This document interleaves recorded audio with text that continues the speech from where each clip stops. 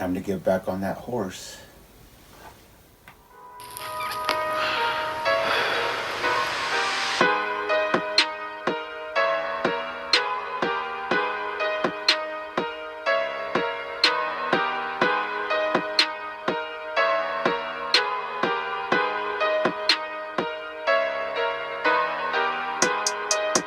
They used to call me Crazy Joe, but now they can call me Batman. What up? Welcome back to the Necro Zoo. I am Bones. And in this one, let's go ahead and finish up the speed metal wave from McFarlane's DC Multiverse collection. Now we have gone through this wave. The collect to build figure will be the Darkest Night. So at the end of this video, we will be building that figure and taking a closer look at it. Now we have actually taken a look at the previous three figures from this wave. You have Kid Flash Wallace West, Wally West, and Jay Garrick. And this time it will actually be the version of Barry Allen from the storyline. Now this is a storyline in the DC comics, so all of these are actually based on something from the comics, and that includes the Darkest Night. Now this one does look like a cornerstone in the packaging, but let's go ahead and take a closer look at it. But first, he does come with your standard black DC Multiverse stand. Now these are not really needed, but sometimes they do come in useful. He also comes with his data file card.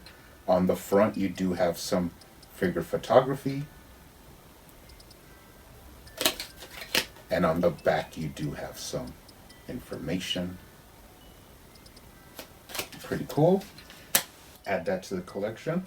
Now he does come with some accessories or Speed Force effects. First, you have these shorter effects. Now these do have a little bit of translucent properties on them.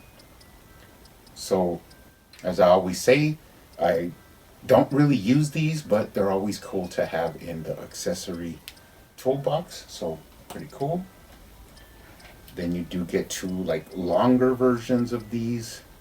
They are not exactly the same. They have a little bit of different construction, but these can be used if you want to add effects to your display. And then of course he does come with the final pieces we need to build the Darkest Night, and those are the legs. Pretty long, creepy looking legs. They do have kind of a tendril and slimy look to them. Sort of symbiote-esque, but pretty cool. We'll be building this one at the end of the vid.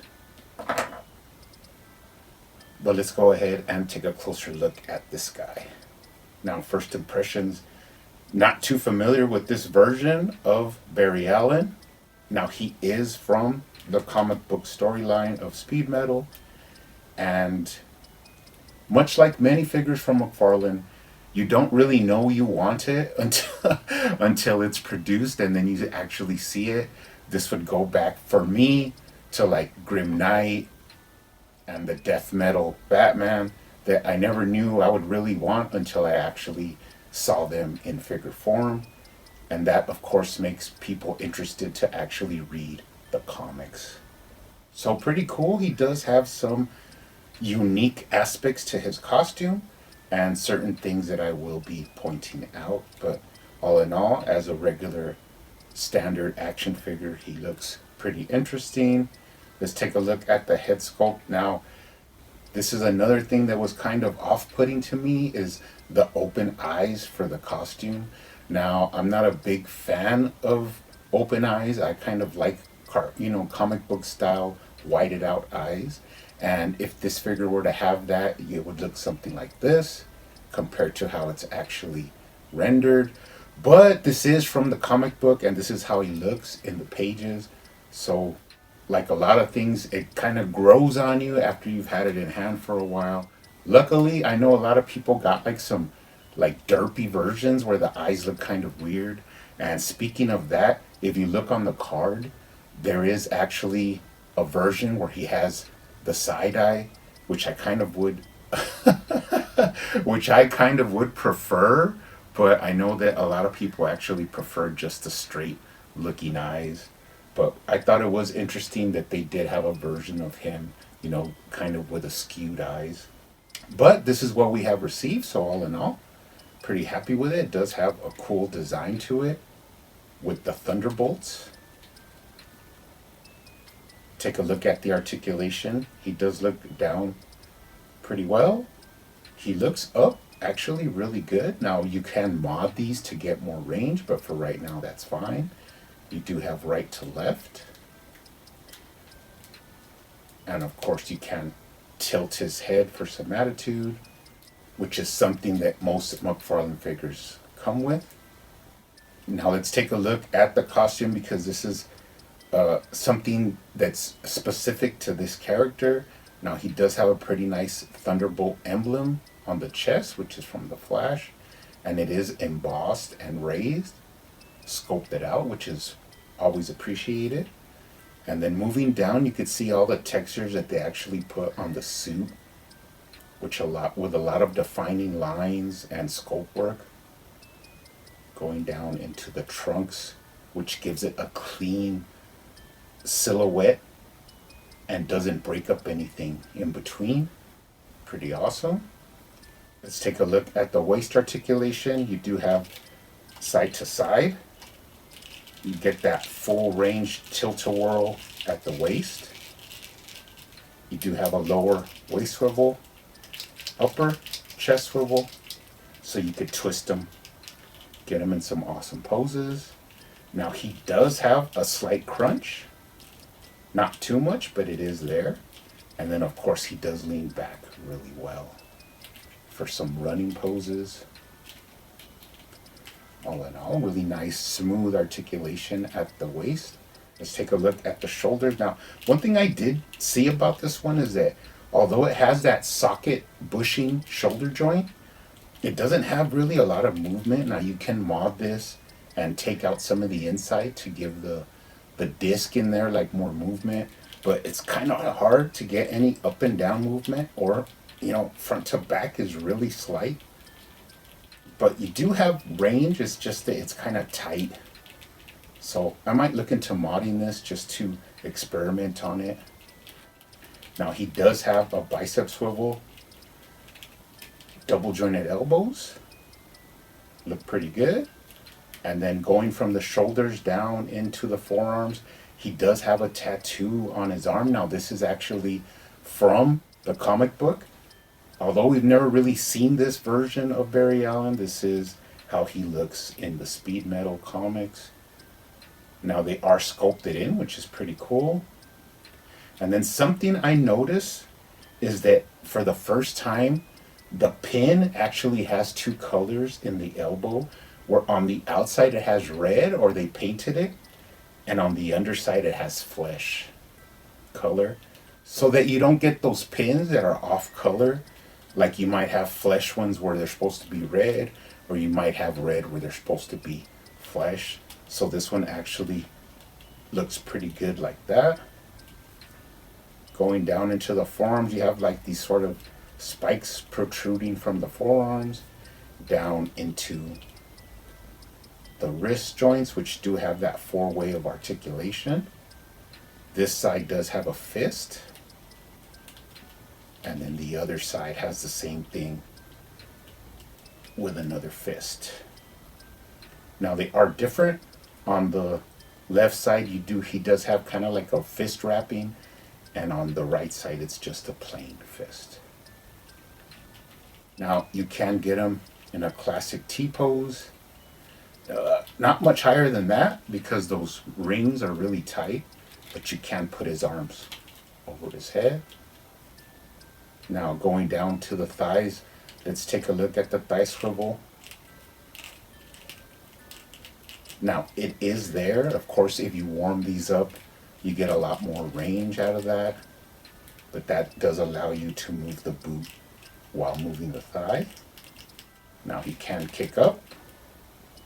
Pretty nice range there, and then you can kick back. Now don't be scared of the way the trunks get out of shape, because when you put it back, they go back to their original form. You can cock out his leg, bend it at the knee, and get that cool hip rotation. Double jointed knees, look awesome. Straighten them out. You have up and down. At the ankle, it is kind of restricted because of these guards that go over his ankles. You got right to left, rocker, and of course toe articulation. Now before we go, let's take a look at the lower body. Tons of sculpt work, tons of lines, tons of piping in here, textures. You have some very specific knee pads to this character that are actually red. I kind of would have preferred them black to match with the costume. I think the accents like above the calf and around the waist give it enough to like break up the black. I think I would actually prefer those knee pads in black, but you got to give it up on the detail sculpt work for this costume. Taking a look at the bottom, he does have some identifying marks. Moving up the back, more of that cool detailed sculpt work. Going into the back, beautiful work on the back of the costume there.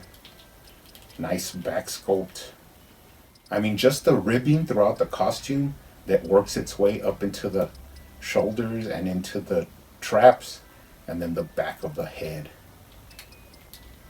All look good on this figure. So all in all, looks really good. Before we go, let's compare them to the other figures from this wave. You do have Wally West Flash. You have the Kid Flash, Wallace West. And then of course you have the Jake Garrick from this version of the Speed Metal Force. Pretty cool. Now the only thing left to do is to take a look at the Blackest Night. Now, one thing people seem to forget about this is that this is actually the Batman Who Laughs, like in his final demonic form. And people seem to like have a misconception that this is the Joker, when in all actuality, if you think about it, this is actually Bruce Wayne, who like got twisted by the Joker's blood in the storyline from Death Metal. So you're actually looking at a pretty insane version of Bruce Wayne. Now we do have all the parts here. First you do connect the legs. Let's do the left leg. Now to make this easier, you can heat this up. Do the right leg. Got a nice snap on that. Let's do the left arm.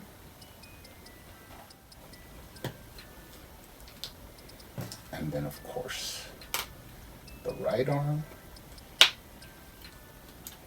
There you go. Kind of tight. And then we'll go ahead and put on the head. Has like a kind of weird neck mold here where it like, you know, comes from the lower part and goes up. But let's go ahead and put that head in there.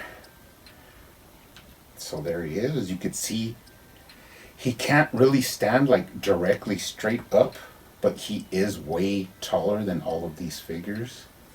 Now, really quick on the articulation, he does have some thigh swivel.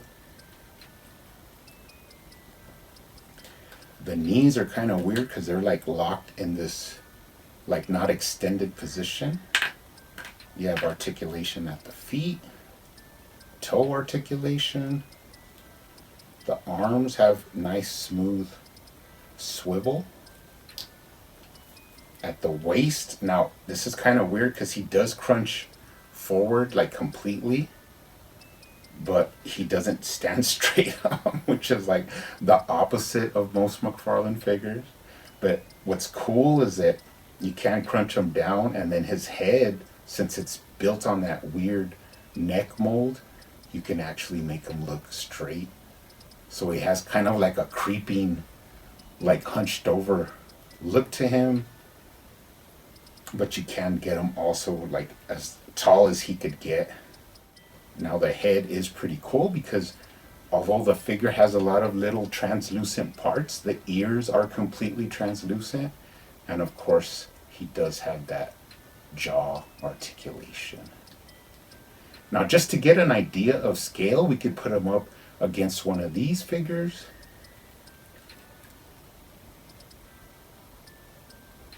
I wanted to go ahead and put him up next to the Joker bot from the Future's End wave. And then also, let's put him up next to Man-Bat, which for me is pretty cool because I actually added my own little touches, like those jeweled red eyes and then the articulated jaw. One thing I thought that was pretty curious about this guy is if you look at the bottom of his feet, he kind of has like dermal ridges, which is a really interesting, sculpting detail that McFarlane went with. But, it just shows how sometimes it's all about the details with McFarlane. Now, how easily does this guy stand up? Pretty easy. So, really happy to get through this wave. Now, this wave might not be everybody's cup of tea. Now that Barry Allen has his own signature look for this wave. But actually, I have a little bit of affinity for each one of these figures, and including the collect to build Darkest Night. So really happy to go ahead and get through these guys. We're going to add them to the shelf and add them to the collection. You guys keep hunting out there, keep collecting, keep customizing, and I will see you on the next one.